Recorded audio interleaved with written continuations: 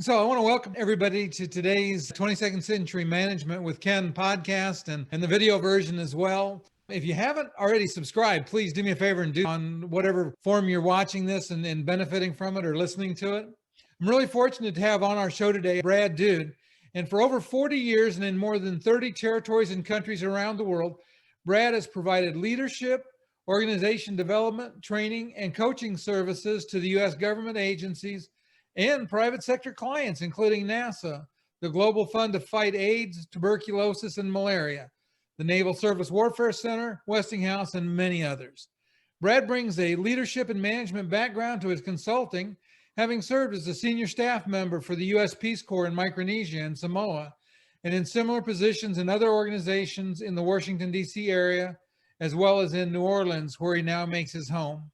Brad has authored or co-authored 6 books on leadership and how temperament can enhance self-awareness and working relationships. So thanks for being on the show today, Brad. Thanks, Ken. I really appreciate it. And I'm jealous of you right now. I'll tell you that to start with. You had your period of time in Micronesia, a place that I would love to have a chance to spend some time, but that'd be a subject for another video. Yeah, it can. Since I spent over 10 years out there off and on, it's a place close to my heart. Okay, so I have to ask you about the title of your new book. Your new book is Quick, I Need to Be a Leader in 30 Days. What led up to you writing that book? Scott Blanchard, the son of Ken Blanchard, who's a noted author on leadership, he was kind enough to write the foreword to my book, and his research revealed that over 50 million millennials are in the workplace today throughout North America, 10 million in management, with about 2 million adding to the management stream every year. But unfortunately, he also found that about 60% of them fail during their first year on the job. And that's failing in terms of by their own measures, by the expectations of themselves or their organizations. So I felt there was a need to address that failure. And my work through the years with a variety of clients, especially new managers, I thought it's a great place to start. And so I began to think about why is it that there's that failure? I've been in the training business for many years. And what Scott revealed that most of these managers don't even get training till they're on the job about 7 to 9 years. The habits that you try to develop your very first year, they kind of stick with you throughout your career often. And if you're not doing the right things to begin with, that's not going to be very helpful to you. So I thought what's needed is a practical, handy-dandy kind of a course, because I felt that somebody could really get running with management and leadership in a good month if they really focus. And that got me thinking about what needs to go into a course like that, which I develop into that book. Okay, that's very good. And it's interesting because a lot of the things you say are things that I've seen in my background in the copier business, where I dealt with copier dealers. And I saw them so often walk up to their best technician. They would say, "Congratulations, you've been doing a good job. And by the way, you're the service manager." They would turn around, walk away, and that was the end of his training. And I saw managers struggle and fail because they didn't get the help. And you and I have taken a similar path because I started teaching service management because I saw there wasn't anybody that taught a complete course. It is interesting also that Ken Blanchard's book, The 1 Minute Manager, is required reading in my introduction course. Yeah, Ken's great. Ken and Scott wrote the foreword to my first book, What Makes You Tick and What Ticks You Off, all about temperament and how it influences leadership. The Blanchard folks have been a real supporter of my work in writing about leadership through the years. That's very nice. Okay, so would you do me a favor and describe the 4-step process that you believe is important for new leaders to have in their toolbox? Yeah, and I do use that metaphor of the toolbox, that there's not one correct way to be a leader. My experience has been that there are a lot of tools and concepts out there, and I think that's the first step in terms of my approach to this course that I've written up, was to learn some of the leadership concepts and basic tools that anybody would need to hit the ground running. The second step would be to start to understand who your followers are, your coworkers, your teammates, your bosses, their bosses, your clients. I've got exercises throughout my book and course about how you diagnose an organization. How do you look at its social side, its technical side, its strategic side, its administrative side? First step would be to learn about the leadership concepts and principles, then know who your audience is, who are those followers, and get to know them with a lot of exercises involved with that. Then to practice some of these leadership techniques and tools. I've got a structured day by day for 30 days practical approach of this is what you ought to be doing. Day 14, this is the reading you ought to be doing. This is the exercise, the practice you should be taking. And then to me, the fourth step and a very important step is a reflection and a feedback period. And I am assuming and certainly strongly suggest that people work with a mentor or a coach as they do this work, because the course through the 30 days in the book is set up so you can run it on your own. But you need somebody to bounce some ideas off of at the end of each week. I have it every week to get feedback. Those are the 4 steps that I think are important. And I've incorporated that into the practical approach to trying this all out over a 30-day period. It's pretty intense. It's got readings, it's got exercises and practices. It's got a lot of quotes from Vince Lombardi, who said, leaders are not born, they are made, to Rosalind Carter, who says, a leader is someone who takes people to where they want to go. But a great leader is someone who takes people not necessarily where they want to go, but where they ought to be. I've sprinkled a lot of different quotes about leadership throughout the book as well.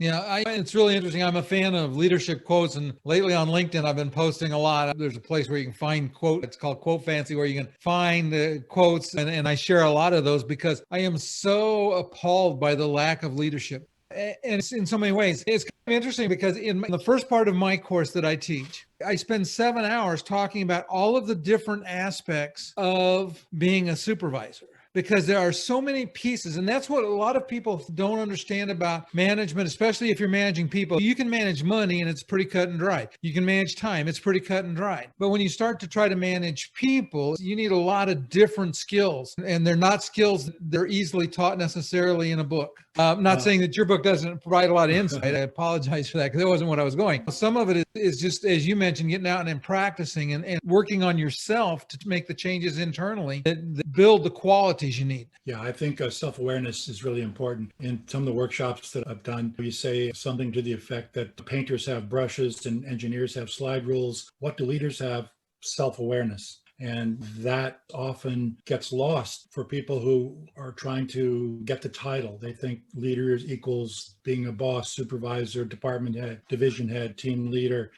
And as we look at power, I have a section on power in the book. And the title is the lowest level of power is your title, position power. So what we're trying to get them to understand, I think, as you go through the book, is that how you interact with others is so important. And the most important part of power is having that personal positive reputation where people will follow you because of who you are. That's what we want to get to, not because they have to, or they're afraid of getting fired. The threat, that's the lowest level of power.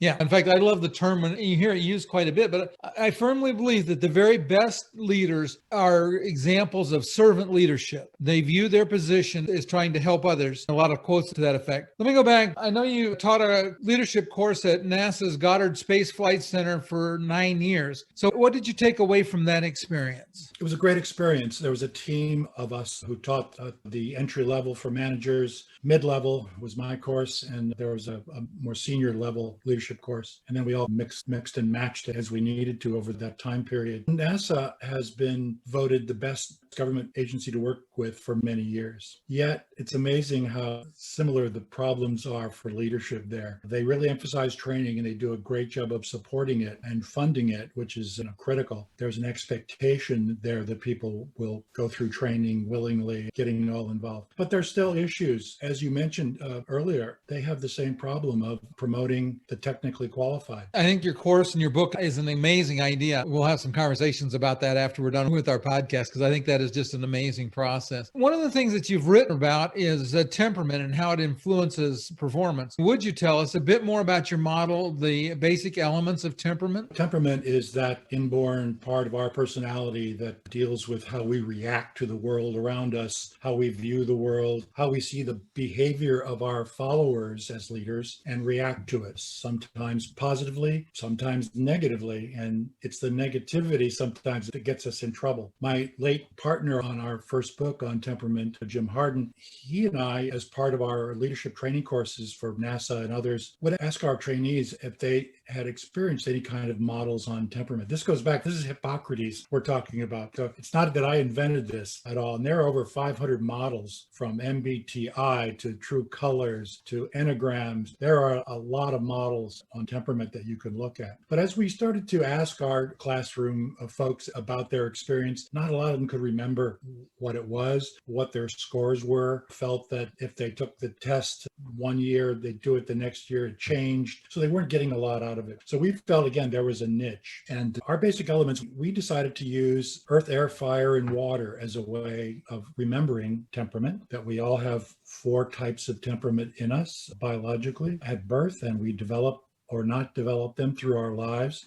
The difference, I think, with our model is that we emphasize the 4 temperaments, earth, air, fire, water, in whatever combination for you. Each of us has a different combination. They're stacked like dinner plates in a restaurant. Your first one being your dominant temperament. It's the way you typically see the world and want others to look at you as holding that kind of preference. Down to the last one, which is your least preferred temperament, and it's called the shadow temperament. And this is work done by Carl Jung especially, and based on the work of Freud. Basically, we have often a negative reaction to behaviors that we see flowing from that 4th temperament, whichever one that is for you. And we have all of it in us. So our model kind of emphasizes the growth opportunity for leaders in looking at their shadow temperaments, because we're pretty cool about our dominant temperament. That's where we live. That's how we view the world. We're happy in that temperament. The secondary one is also very positive and complements the dominant. The 3rd temperament, the tertiary, it's neutral. When we see that kind of behavior, it doesn't bother us one way or the other. But that 4th one oftentimes leads us into, which I refer to it in our presentations as our cellar of myths and biases and prejudices. This is where we've learned through our lives that something's wrong, that behavior is wrong, dressing like that is wrong, acting like that is wrong, believing that is wrong. And so that's what gets us in trouble sometimes, when we start to judge and evaluate the behaviors of others through that lens. So our model, we have whole day sessions. I did one just a month ago with a group over Zoom. First time I've done it with Zoom with 50 some private sector folks. It worked out really well, where we have them identify their temperaments, especially their shadow temperament, and link up with people who hold their dominant temperament that is considered a shadow by others, where is a potential for conflict. So we're all about, in that session, about dealing with conflict and having them talk to each other about what is it about behaviors in this temperament that bothers you so much. So it's very revealing, and it's all about self-awareness. We don't use it as a tool to judge others. It's more for our own personal awareness, that we need to be aware of how we view the world and others. That's very interesting. And so what kind of reaction do you get from people that you teach that to? Is it usually pretty positive? It's probably the most positive exercise that we have. We've run it at NASA all 9 years, and we give everybody the first book that we wrote on temperament, and we give everybody a copy so that they have it to refer to. But it is by far fun. People are laughing. For an example, I give them the question, how do you define micromanagement? And so the fires will say it one way, and earths will say it another way, and waters will say it another way. Can I give you an example of the 4? That's helpful.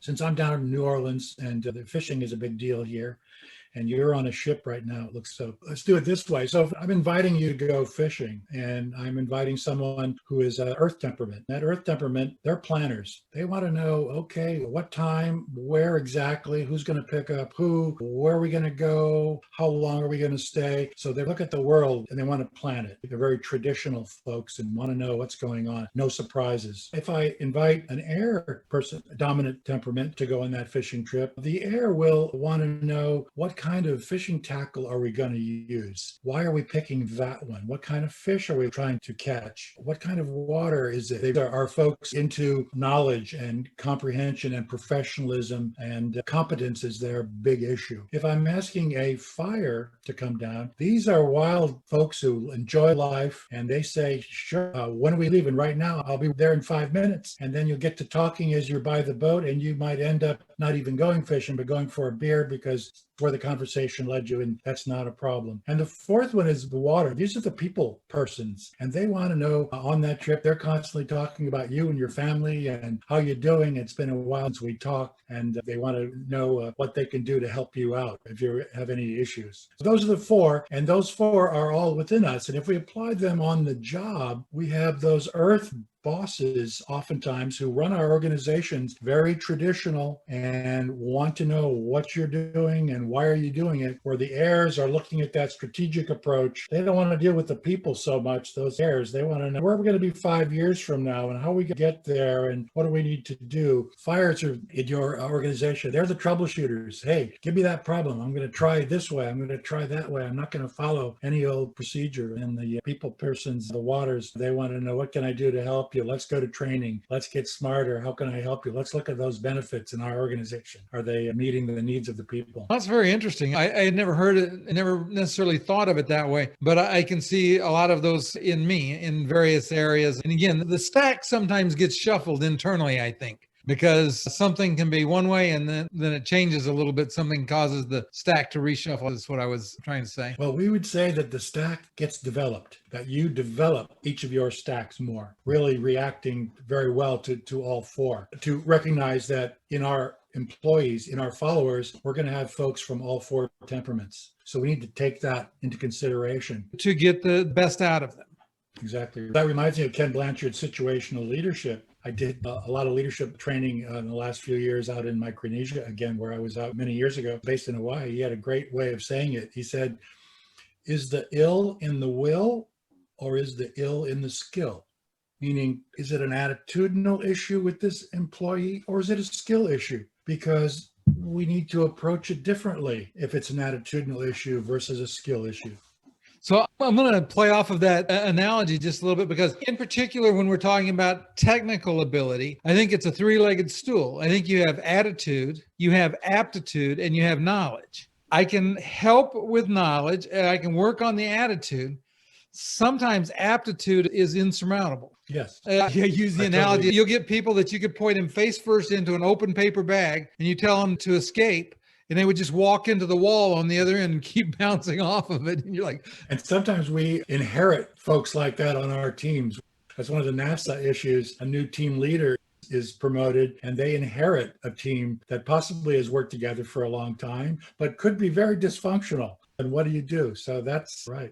Yeah, I like, where is the ill? Is it in the will or the skill? I might borrow that. I've been known to borrow from others. So tell me about some of the other books you've written. We've got 5 other books. The first one, as I mentioned, it was called What Makes You Tick and What Ticks You Off, How the Basic Elements Can Lead to a Happier Life. It has application not only in the workplace, but at home as well. The second one was Successfully Applying the Basic Elements of Temperament at Work. Both of those were co-written with my friend Jim Harden, who passed away a few years ago. The third one, then I thought there might be a value for teen drivers. And so the third one was also about temperament. It's called Keeping Our Teens Alive on the Road Should Be No Accident. And it's in a booklet form written mostly for parents, like a checklist to understand the temperament of their new teen drivers and how a earth might drive versus how a fire might drive. It's very different. And it's to increase their own awareness and their teen drivers. That got a good review from. And then my third one was a Christmas book, fiction. It's called The Great Shadow's 5 Christmas Secrets. And I wanted to make it for young adults looking at temperament and their shadow temperament, how personality influences our life. So then, of course, this the new one, Quick, I Need to Be a Leader in 30 Days. Okay. Listen, you've been a great guest. What I'm going to do to make it easy for everybody is in either the show notes or in the description on YouTube. I'm going to share a Amazon link to your book so that way they can find it and get on it right away. Great. I appreciate that. And I hope people will visit my website as well, www.braddude.com. Very easy to find, braddude.com. And it also has our books and some free temperament quizzes on it and some other things. I appreciate it. Okay, I'll share that link as well so they can go to both places. And I really appreciate having you on. And for those that haven't already subscribed, please do so. Do me a favor, hit the like button if you're on YouTube so that YouTube will share this with others. And we'll see everybody next time. Thank you, Ken.